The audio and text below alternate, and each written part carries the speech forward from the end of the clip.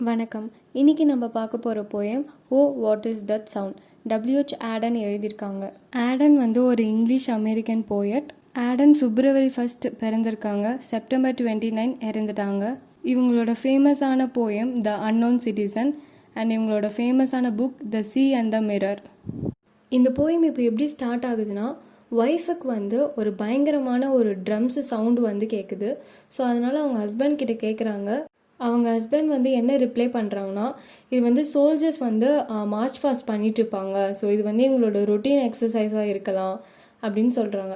மறுபடியும் ஒய்ஃப் வந்து ஏதோ ஒரு ஃப்ளாஷ் மாதிரி அடிக்குது, ஸோ அது என்னது அப்படின்னு ஹஸ்பண்ட் கிட்ட கேட்குறாங்க.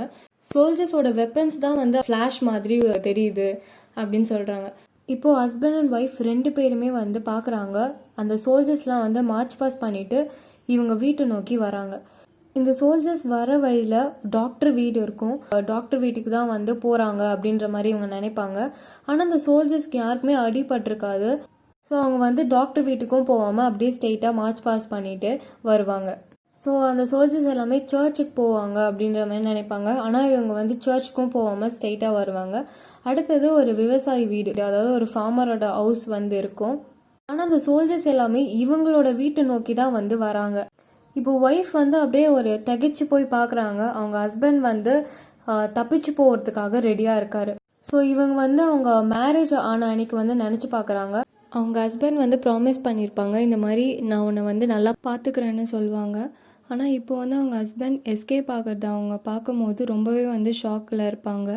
அந்த சோல்ஜர்ஸ் வந்து இப்போ கதவை உடச்சிக்கிட்டு உள்ளே வராங்க. அவங்களோட பூட்ஸ்லாம் வந்து ரொம்ப ஹெவியாக இருக்குது. அவங்க கண்ணை பார்க்கும்போது ரொம்பவே வந்து கோவத்தோடு இருக்காங்க. ஸோ இதோட இந்த போயமை வந்து போயட் ரீடர்ஸ்கிட்டே விடுறாரு.